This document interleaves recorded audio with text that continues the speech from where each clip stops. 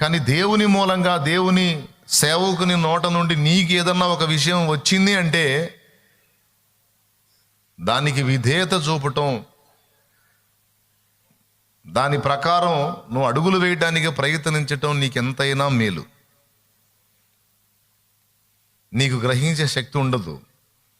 ఆ విషయాన్ని అర్థం చేసుకుని బాయ్ నీ పట్ల ఉద్దేశం ఇదిరా అని చెప్పినప్పుడు అలాగేనయ్యా అని లోబడటం అనేది చాలా దీవెన, అదొక ధన్యత.